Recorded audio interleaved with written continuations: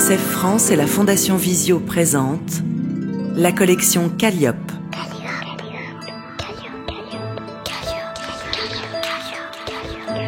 Des livres pour tous les enfants, y compris aveugles ou malvoyants. Chut, écoute. Le faiseur de nuages. Texte Damien Deville et Yacouba Sawadogo. Illustration Magali Atiogbe. Édition Gunt.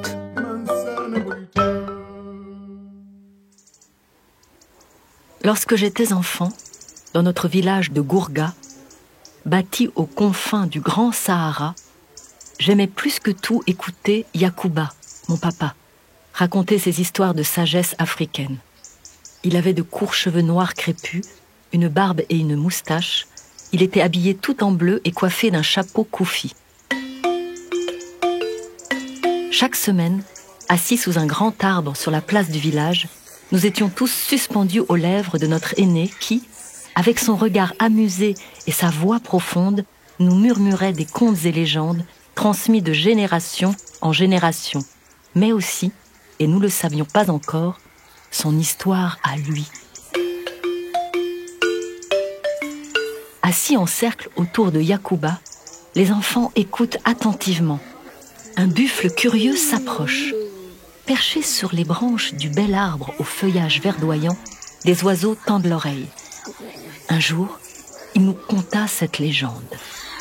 Il y a fort longtemps, lorsque les arbres savaient marcher, ils s'assirent en rang et eurent une grande discussion sur l'avenir des humains dans leur propre langue. La nuit, sous le ciel étoilé, un homme arbre ouvre ses bras puissants. Sa tête est composée de branches. Les feuilles lui font comme une immense chevelure qui se déploie dans le ciel. Le plus grand des arbres, connu pour être le plus sage, donna aux humains le secret du feu et du fonctionnement des étoiles.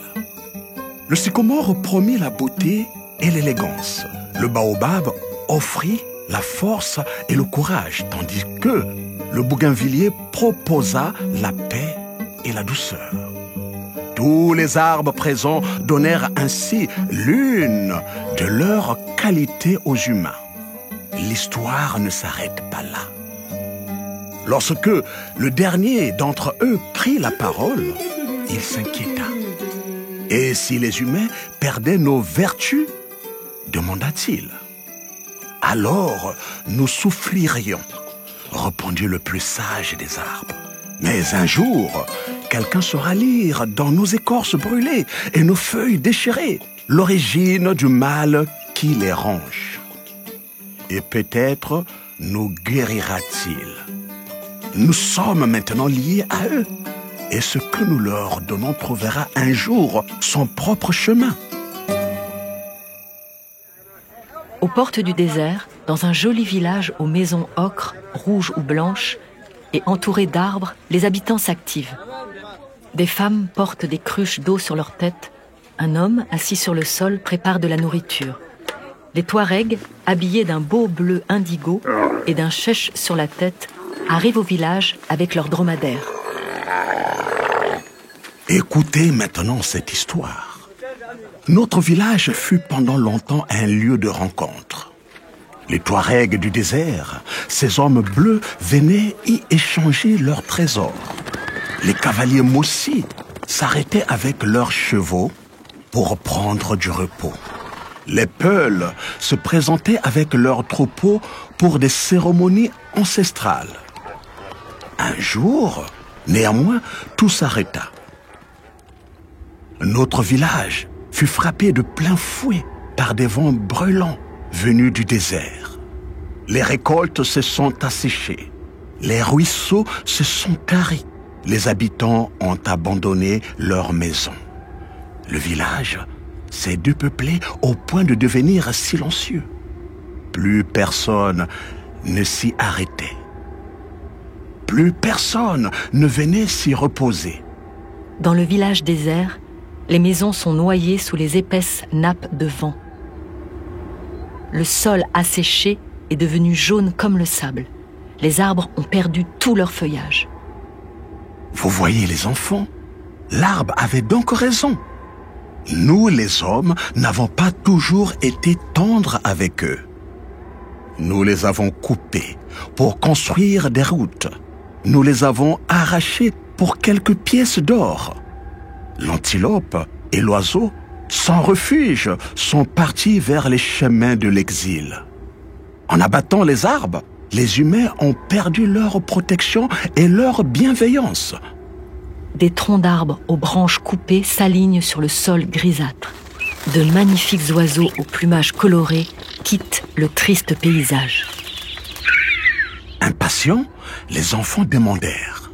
Mais alors, que s'est-il passé ensuite? Oui, que s'est-il passé? Un homme a refusé cette triste destinée. Il resta seul au village, seul au milieu de la savane. Il ferma sa boutique et, à l'aide de sa daba, ce petit outil qui permet de cultiver la terre, il commença à creuser le sol. Il avait une seule idée en tête. Seules les plantes permettraient de résister au sable. Cet homme, c'est moi. Je n'avais alors que 20 ans. Non, raconte. Mais oui, raconte. J'ai commencé par planter du sorgho et du mil.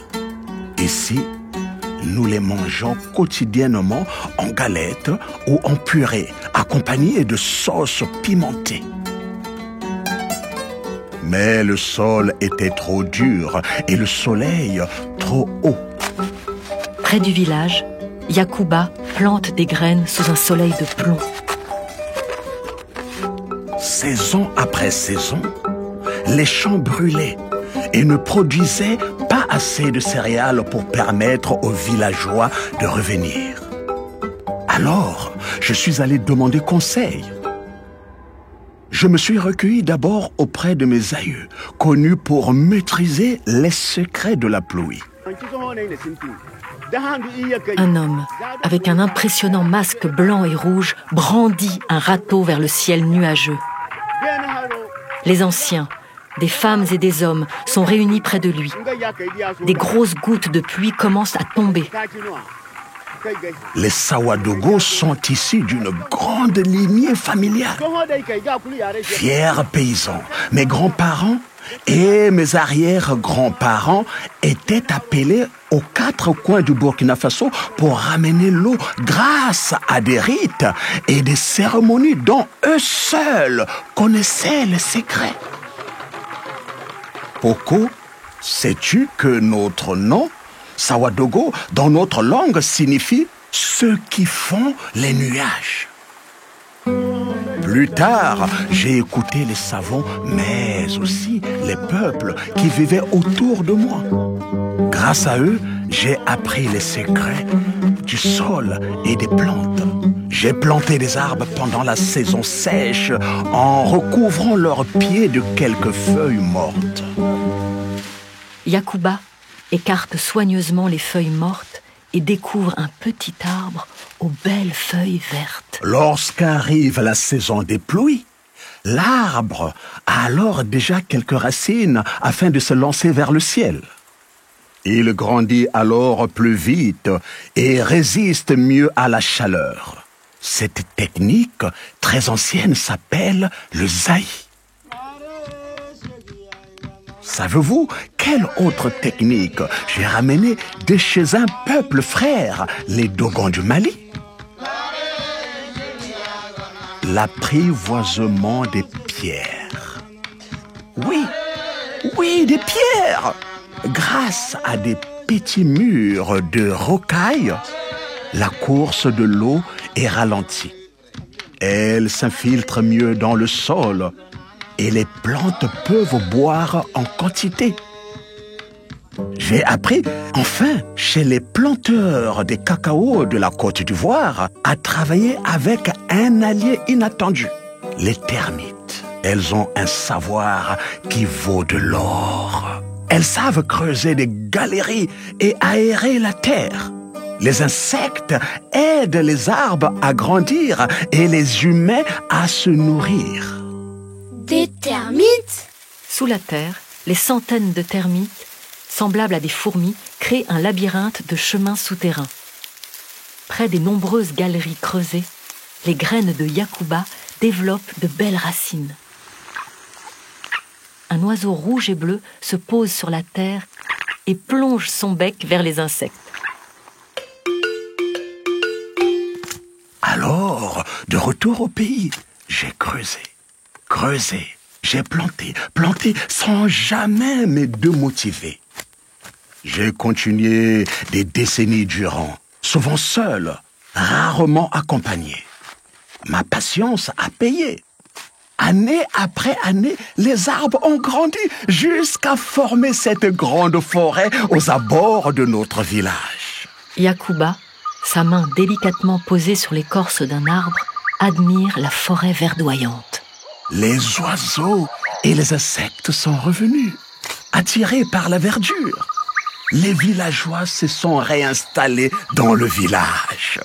Vous savez, les enfants, la rencontre est souvent ce qui permet de faire germer l'espoir. Mon papa arrêtait systématiquement ses paroles ici. Dans les contes africains, c'est à celles et ceux qui écoutent de deviner la conclusion.